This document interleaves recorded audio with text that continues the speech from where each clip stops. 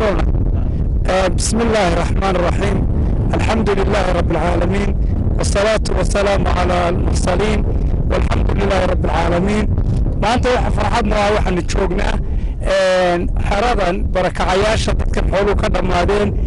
دجان كراشر كعادات كلها كرت تصدق ماذا قررك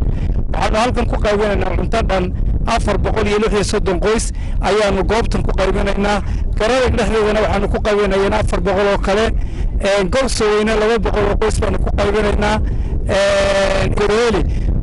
وحنا كقريبين إن بقول يصدق قيس بياخذ واحد كان وله إن تركيا هذا الدوس علي ugu talagashay ramadaanka inay dadka muslimiinta ee baahan ay ka bixin ku afuraan aad baan ugu mahad celinaynaa deeqdana ma ahaatii markii ugu horeysay bishii hore 19keediina waxaanu cuntooyin ku qaybinay cilafkeena iyo caynabo ayagana ay cunto keeneen dad ilaa ku qof gaaraya maantana 150 qof bay cunto siinayaan oo abaaraha dadka saameeyeen ah waayad weyn oo Turkiga nooga yimaadeen waxaan ku faraxsanahay Axmed waa gudoomiye ku-xigeenka magaalada Konya ayuu meeyar ku-xigeenkeeda yahay wuxuu yimid koox dhibaatada dadkeena Soomaaliyeed haysta walaalaheena Somaliland abaarta wax soo yeelaysay waxay rabaan inay sii wadaan muddo caawiya waxay rabaan inay ka qayb qaataan xitaa dadku marka ay roob laga soo doobayo in xitaa dadka xoolo loo iibiyo insha Allah taala taasaan iyana ka wada hadlaynaa Turkigu daraadna waxaa naga noqday hay'adda Turkish Airlines oo wadana aynaba ku qaybisay Turki badan baa yimid caawin wadaan ilaahay ajir iyo xasanaad ka siiyo waa walaalaheen markay muraayadaha TV-da ka arkeen bay u soo gurmayeen dadkeena wayna sii wadayaan annaga iyo Suudaan baa halka u joognaa la shaqaynayna hay'adda taakulaana alxamdulillah wayna wada shaqaynayaan aad baan ugu mahad celinayaa walaalkay meeyar ku-xigeenka Konya Axmed ayaan aad iyo aad ugu mahad celinayaa isna iska saaray Axmed wuxuu ka mid yahay boorka hay'addan cuntada qaybinaysa waa dadka la ayaga soo ururiya hay'addani Konya iyo ka jirta waa markii labaad ee waddanka yimaadaan muddo ka yar usbuuc wax ka yar ayay laba jeer yimaadeen ilaahay waxaanu ka rajaynaynaa inuu ajir iyo xasanaad siiyo dadka walaalahooda u soo gurmadeen wayna sii wadi doonaan waana ka codsan doonaa waana ka wada hadli doonaa waxyaabo badan marka ay naga dhamaato hawshani Axmed baa rabaa inuu joognaa garaadag waanu ku qaybinaynaa farbarood oo qoys raashinkooda waxa ku soo deeqa cuntada sayada leedo doos cali iyo disadaqa loo gacanta saaxiibtinimada waa Turki wuu ka horna halkana waxa ku qaybinay cirifeen iyo caynabo maantana waxaanu ku qaybinaynaa garaadag alaykum warahmatullahi wabarakatuh marka hore aniga waa Suleyman Lasin oo Istanbul Primary School waan shaqeynaya dadkii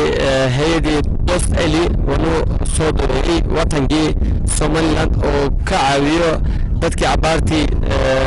mushkilada helan hawasha helan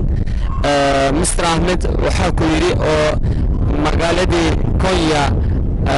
mayrku ka xigiisa asagana waxa ku yiri anigana waa doos ali ku imaaday Turkiga oo Konya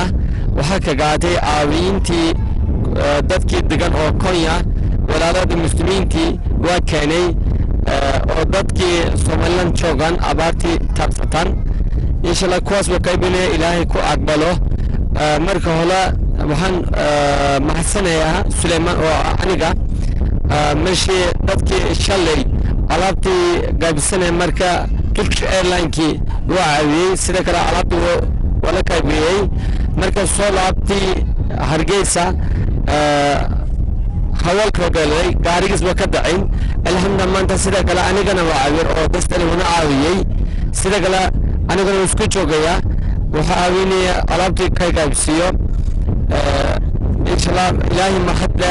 inshallah abaartii ilaahay ka saaro wamasankiin Ramazan Kareem iyo inta raashin yar oo kun iyo boqol iyo konton reel ama goos raashin yar wahay laakiin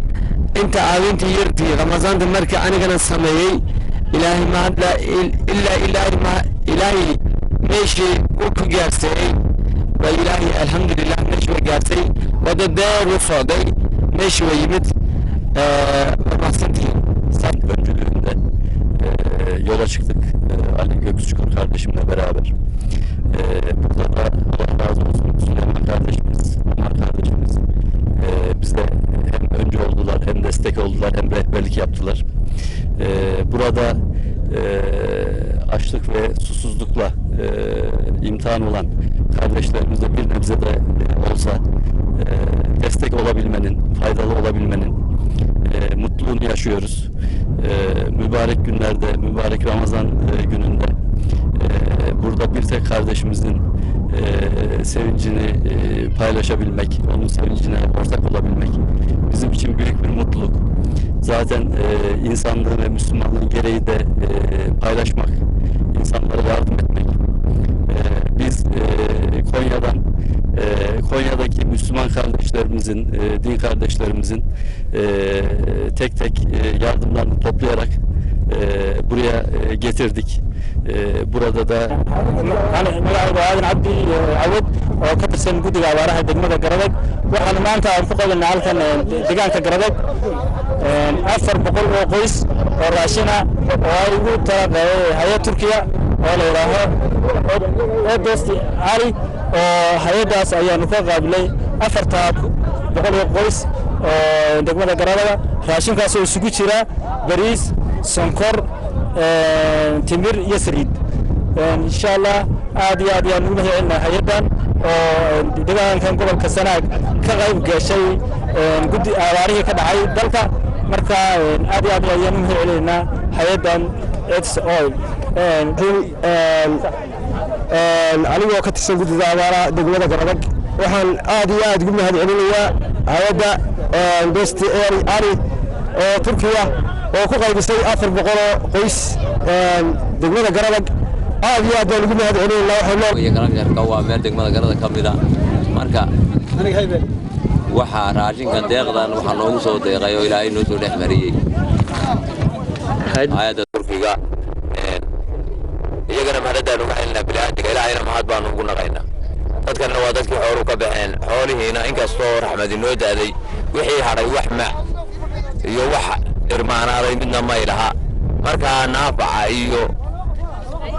raashin kan nala siiyana waanu ku mahaddoonina Ilaahay mahadaan Ilaahay mahad baan weynaa iyagana mahadaan uga celinayna bilaadniga inoo keenay marka waxa weeye wixii kale oo ku darsiyan waanu sugaynaa xanuunaha jira oo dadka iyagana ku jira marka xanuunadaasina caafimaad baanu u baahanahay bilaadniga baahiyihiisa lagama dhamaado laakiin adeer waxaanu u baahanahay inuu si daran dadka oo xanuunsanaya shuban iyo jadeeco iyo qufac marka sidaas baanu anagu iyaga